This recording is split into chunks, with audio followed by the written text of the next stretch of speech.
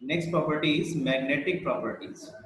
तो magnetic properties की अगर हम बात करें तो मैग्नेटिक प्रॉपर्टीज के थोड़ा सा आपने सॉलिड स्टेट में भी पढ़ा हुआ है, diamagnetic substances, paramagnetic substances.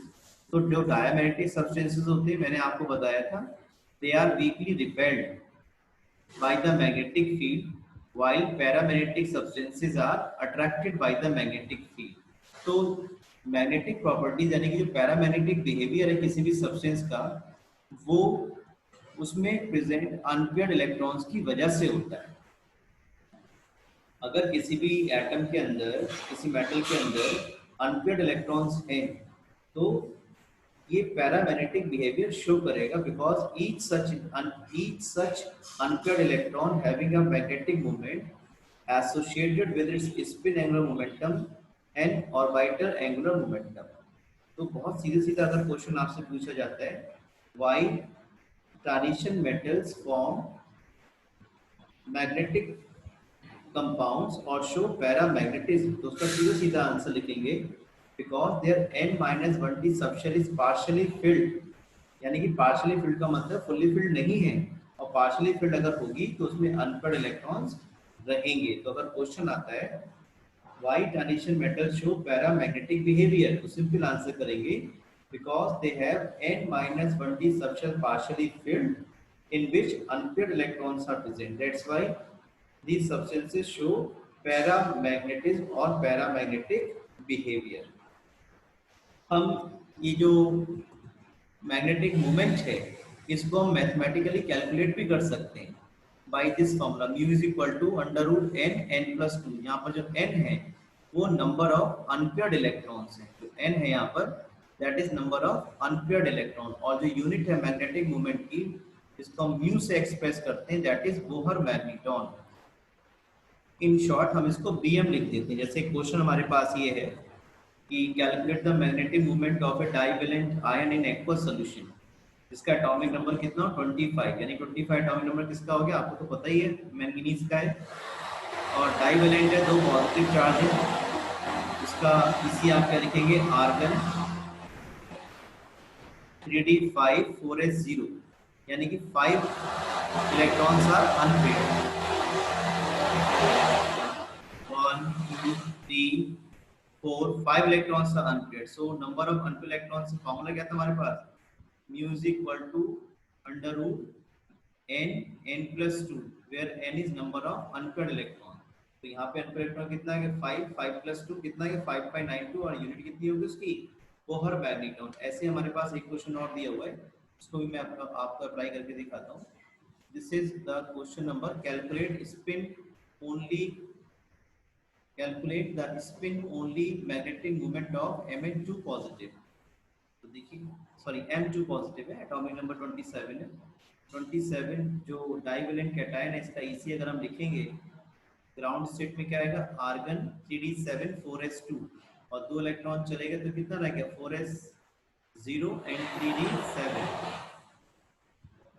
d7। देखते हैं कितने अनपेयर्ड इलेक्ट्रॉन यहाँ रहते हैं, 1 2 3 4 5 6 7, तो कितने अनपेयर्ड इलेक्ट्रॉन हो गए, 1 2 3 हो गए।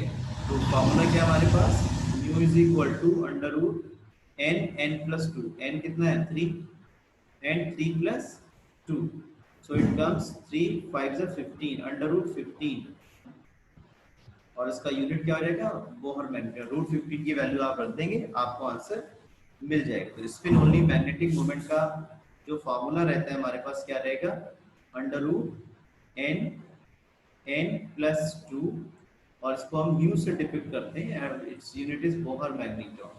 तो इस तरह से आप सभी बच्चे मैग्नेटिक मोमेंट भी पता कर पाते हैं। नाउ वी, पहले आप ये समझिए कॉम्प्लेक्स कंपाउंड्स होते क्या है। मैं कुछ एग्जांपल आपको कॉम्प्लेक्स कंपाउंड को देता हूँ। देखिए जैसे वी हैव K4 FeCN6, जब ये आयनाइज होगा तो it will give 4K positive plus FeCN6 4 negative. ये स्पीशीज मिलेंगी आपको, ये कैटायन और ये एनायन। तो ये कैटायन तो आपका सिंपल कैटायन है, जैसे Na पॉजिटिव, K पॉजिटिव, और ये एनायन आपका सिंपल एनायन नहीं है, this is a complex anion. ये ऐसा नहीं है Cl नेगेटिव की तरह या SO4 नेगेटिव की तरह या Br नेगेटिव की तरह, नहीं। और भी कुछ कॉम्प्लेक्स हम ले सकते हैं, जैसे ये हमारे पास है CONH3 whole 6 Cl3, when it will ionize it gives CONH3 whole 6 3 positive plus 3 Cl negative. तो ये एनायन तो सिंपल है, लेकिन ये कैटायन कैसा है, कॉम्प्लेक्स कैटायन है। तो ऐसे कंपाउंड जो कि आयनाइजेशन पर सिंपल कैटायन, कॉम्प्लेक्स एनायन और कॉम्प्लेक्स कैटायन सिंपल एनायन, या दोनों ही स्पीशीज कॉम्प्लेक्स देते हैं, वो कहलाएंगे आपके कॉम्प्लेक्स कंपाउंड्स। तो आप देखेंगे ये जो कॉम्प्लेक्स कंपाउंड्स हैं, इनमें कौन से मेटल प्रेजेंट है, देखिए ये आयरन ट्रांजिशन मेटल है, कोबाल्ट ट्रांजिशन मेटल है, प्लेटिनम ट्रांजिशन मेटल है, कॉपर ट्रांजिशन मेटल है। तो आप देखेंगे बहुत ज़्यादा कॉम्प्लेक्स कंपाउंड जो हैं वो ट्रांजिशन मेटल्स बनाते हैं। अब इसका अगर रीज़न जानने की कोशिश करें तो आपको 3 रीज़न यहाँ पता चलेंगे। देखिए एक्चुअली जो आपके ट्रांजिशन कॉम्प्लेक्सेस हैं, मेटल के जो कॉम्प्लेक्सेस हैं, इनमें जो स्पीशीज ये प्रेजेंट है स्क्वायर पैरेंथेसिस के अंदर, these species are called ligands which are electron rich species। और जो सेंटर मेटल एटम है, ये इसके पास वेकेंट डी एटॉमिक ऑर्बिटल्स होते हैं। तो जो लिगेंड, जो इलेक्ट्रॉन रिच स्पीशीज है, वो इन वैकेंट डी एटॉमिक ऑर्बिटल्स में अपने इलेक्ट्रॉन डोनेट करके बॉन्ड बना लेते हैं। ये बहुत अच्छे से आपको समझ में कॉम्प्लेक्स कंपाउंड यानी कोऑर्डिनेशन कंपाउंड नेक्स्ट यूनिट है हमारी, जब हम पढ़ेंगे तो वहाँ आपको ये बात बहुत अच्छे से समझ में आएगी। आज मैं बहुत ब्रीफली आपको बता रहा हूँ कि अगर क्वेश्चन आता है why a large number of complex compounds are formed by transition metals, तो उसमें 3 रीजन आप लिखेंगे। Small size cation, small size of cations. आप देखेंगे जो ट्रांजिशन मेटल के कैटायंस हैं वो एल्कली मेटल्स के मुकाबले बहुत छोटे हैं, और जितना साइज छोटा होगा उतना ही वो इनकमिंग इलेक्ट्रॉन, जो बाहर इलेक्ट्रॉन आ रहे होंगे इनकी तरफ, उनको तेजी से अट्रैक्ट करेगा। यानी कि स्मॉल साइज कैटायंस हैं ये ट्रांजिशन मेटल के, और न्यूक्लियर चार्ज ज़्यादा है। साइज छोटा होने की वजह से मेटल कैटायन का they have high nuclear charge. Nuclear charge का मतलब है जो अट्रैक्शन फोर्स इनकमिंग इलेक्ट्रॉन पे प्रोटॉन्स लगाएंगे वो बहुत ज़्यादा होगा साइज छोटा होने की वजह से। और तीसरा है availability of vacant D orbitals. देखिए अगर फुल्ली फिल्ड होते तो कहाँ से मिलता वेकेंट ऑर्बिटल, तो n-1d सबसे, क्योंकि पार्शियली फिल्ड है तो कुछ एटॉमिक ऑर्बिटल वहाँ पे वेकेंट मिल सकते हैं आपको। और इसी वजह से जो ये इलेक्ट्रॉन रिच स्पीशीज है, लिगेंड्स हैं, जैसे NH3 हो गया, Cn हो गया, यहाँ पर Cl है, ये सभी अपने लोन पेयर इलेक्ट्रॉन्स को इन available vacant D atomic orbital में डोनेट कर सकते हैं, ट्रांसफर कर सकते हैं, बॉन्ड बना सकते हैं। तो अगर आपसे कोई क्वेश्चन पूछा जाएगा why transition metals are known to form a large number of complexes, तो उसमें 3 आंसर आप लिखोगे। First, small size of cation, second, high nuclear charge, and third, availability of vacant d atomic orbitals। Formation of coloured ions, तो coloured ions का जो formation है उसके reason अगर हम जानने की कोशिश करें तो हमें ये पता चलेगा कि इन कॉम्प्लेक्सेस के अंदर जो सेंट्रल मेटल एटम्स हैं या डी ट्रांजिशन मेटल्स हैं, इनके पास अनपेयर्ड इलेक्ट्रॉन्स होते हैं। अगर अनपेयर्ड इलेक्ट्रॉन्स नहीं होंगे तो वो कलरलेस होगा। जैसे इस टेबल में आपको दिखाई पड़ रहा, देखिए स्कैंडियम की जो कॉम्प्लेक्स है उसमें 3d0 है, स्कैंडियम का +3 ऑक्सीडेशन स्टेट में क्या हो जाएगा, आर्गन 3d0 4s0, तो ये कैसा होगा, कलरलेस। ऐसी टाइटेनियम के +4 में भी अनपेयर इलेक्ट्रॉन नहीं तो कैसा हो जाएगा, कलरलेस। यहाँ पे देखिए टाइटेनियम में एक अनपेयर इलेक्ट्रॉन है तो पर्पल, वेनेडियम में एक इलेक्ट्रॉन है यहाँ पर p4 पॉजिटिव में तो ब्लू। तो आप देखेंगे ये जो डी एटॉमिक जो डी ये ट्रांजिशन मेटल्स हैं, इनमें अनपेयर्ड इलेक्ट्रॉन की वजह से इनके जो कॉम्प्लेक्सेस हैं वो सब जनरली कलर्ड ही होते हैं, राइट। और अनपेयर्ड इलेक्ट्रॉन होने से होता क्या है वो मैं आपको बताता हूँ। देखिए, अनपेयर्ड इलेक्ट्रॉन होने से क्या होता है वो मैं आपको बताता हूँ। देखिए, एक मैं आपको थोड़ा सा यहाँ पर स्प्लिटिंग दिखा रहा हूँ डी एटॉमिक ऑर्बिटल्स की। एक्चुअल में ये जो बात मैं आपसे डिस्कस कर रहा हूँ ये आप डिटेल में पढ़ेंगे। एक थ्योरी है जिसे हम बोलते हैं क्रिस्टल फील्ड थ्योरी, और ये क्रिस्टल फील्ड थ्योरी यूनिट 9 में आप पढ़ेंगे, यानी कि कोऑर्डिनेशन कंपाउंड में आप ये थ्योरी पढ़ेंगे। ये जो डी एटॉमिक ऑर्बिटल्स हैं जिनको मैंने सबको संग में बनाया 1 2 3 4 5, अभी इन सबकी एनर्जी कैसी है, सेम है। लेकिन जब लिगेंड्स यानी कि जो इलेक्ट्रॉन रिच स्पीशीज थी जो मैंने आपको बताया था अभी, वो जब अप्रोच करेंगे इन सेंट्रल मेटल एटम को बॉन्ड बनाने के लिए, तो रिपल्शन की वजह से ये जो डी एटॉमिक ऑर्बिटल्स हैं इनकी डी जनरेसी डिस्ट्रॉय हो जाएगी। डी जनरेसी का मतलब है जो सेम एनर्जी थी वो अब सेम नहीं रहेगी। जो 3 एटॉमिक ऑर्बिटल्स है वो तो नीचे आ गए, उनको हमने बोल दिया ट्रिपलेट ऑफ एटॉमिक ऑर्बिटल यानी कि T2G। और दो जिनकी एनर्जी बहुत ज्यादा थी उनको बोल दिया हमने एनर्जेटिक एटॉमिक ऑर्बिटल। तो अगर इलेक्ट्रॉन जो कि यहाँ पे ग्राउंड स्टेट में इस समय T2G में प्रेजेंट है, जब लाइट पड़ेगी, जब ये लाइट को एब्जॉर्ब करेंगे, तो ये इलेक्ट्रॉन एक्साइट होकर के हायर एनर्जी लेवल में चले जाएंगे Eg में, और उसके बाद जब दोबारा से ग्राउंड स्टेट में आएंगे तो ये सर्टेन कलर की जो वेवलेंथ है उसकी लाइट को एमिट करेंगे, और जिस वेवलेंथ की कलर की लाइट को एमिट करेंगे वही कलर हमें विजिबल होगा। तो ये काम जो है ये हो तभी सकता है जब अनपेयर्ड इलेक्ट्रॉन प्रेजेंट हो। अगर ये सारे इलेक्ट्रॉन्स पेयर्ड हो जाते, सारे एटॉमिक ऑर्बिटल्स यहाँ पे इलेक्ट्रॉन से फिल्ड हो जाते, तो स्टेबिलिटी बढ़ जाती। जब तक अनपेयर्ड इलेक्ट्रॉन्स हैं, जब तक n-1d सबशेल पार्शियली फिल्ड है तो स्टेबिलिटी नहीं है एटॉमिक ऑर्बिटल्स की। तो एनर्जी लाइट पड़ने पर ये जो इलेक्ट्रॉन है ये एक्साइटेड स्टेट में चले जाएंगे, और जब वापस आएंगे तो पर्टिकुलर वेवलेंथ की लाइट को एमिट करेंगे, वही कलर हमें विजिबल होगा। आप देख सकते हैं ये T2G क्या है, ये भी तो डी एटॉमिक ऑर्बिटल ही है, और ये जो Eg है ये भी डी एटॉमिक ऑर्बिटल का ही पार्ट है। तो इस तरह से यहाँ पे जो इलेक्ट्रॉन है लोअर डी से अपर डी में जा रहा है, तो इसको हम नाम दे देते हैं डी ट्रांजिशन।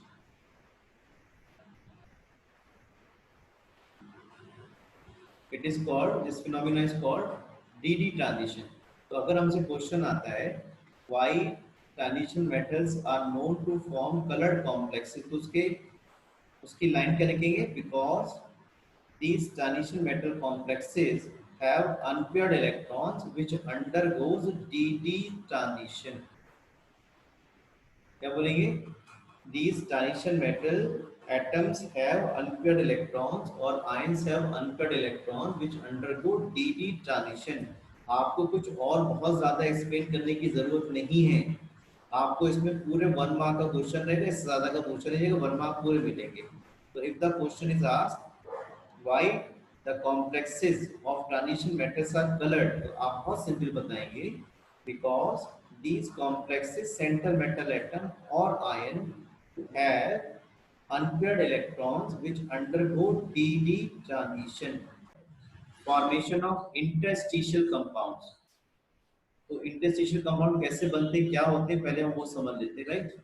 सो इंटरस्टिशियल कंपाउंड्स अगर आपको स्टडी करना होगा तो ये कोई भी ट्रांजिशन मेटल के एटम्स हैं जो सॉलिड फॉर्मेशन में पैकिंग में जाते हैं। During the solid formation atoms undergoes packing, बहुत ही क्लोज पैकिंग में जाते हैं। आपने पढ़ा हुआ सिंपल क्यूबिक में, पीसीसी में, और एफसीसी या एससीपी या सीसीपी एक ही बात है, इसमें जाते हैं। और जो छोटे एटम्स हैं जैसे कार्बन है, हाइड्रोजन है, नाइट्रोजन है, वो इन इंटरस्टिशियल साइट्स में एंटर कर जाते हैं, और ऐसे कंपाउंड्स हमारे हमारे कहलाएंगे इंटरस्टिशियल कंपाउंड्स। तो देखिए इंटरस्टिशियल कंपाउंड्स क्यों बनते हैं उसका रीजन अगर आपसे पूछा जाएगा तो आपको यही बताना होगा कि during the formation of, during the packing atoms undergoes, during the solid formation atom undergoes packing or lattice formation and some interstitial sites are formed in between the atom, and small atoms like carbon, hydrogen, nitrogen are trapped inside these interstitial sites or crystal lattices of metal atoms and form interstitial compound. आप देखेंगे इसमें कोई atoms का एक definite ratio नहीं आता है।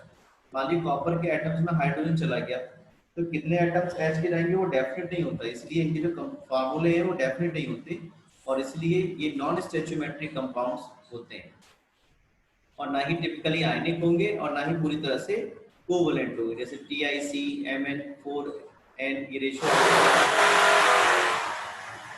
Fe3n, vanadium H0.56, Ti H1.7, ये इनके एग्जाम्पल्स। तो काफी बार क्वेश्चन आता है हमारे पास कि interstitial compounds are ionic, covalent, तो वहां बताएंगे neither typically ionic nor covalent. या इस तरह से दे देते हैं कि पूछते हैं which of the following statements is incorrect about the interstitial compounds, तो भाई नॉन स्टोइचियोमेट्रिक है, ये बात ठीक है, ना ही आयनिक है ना ही कोवलेंट है, ये बात भी ठीक है। और ये बात देखेंगे जो इंटरस्टिशियल कंपाउंड बन जाते हैं इससे इनकी प्रॉपर्टीज इंप्रूव हो जाती है, मेल्टिंग वाली पॉइंट बहुत ज्यादा बढ़ जाते हैं। प्योर कॉपर से या प्योर टाइटेनियम से, जो टाइटेनियम कार्बाइड है इसका मेल्टिंग पॉइंट बहुत ज्यादा होगा,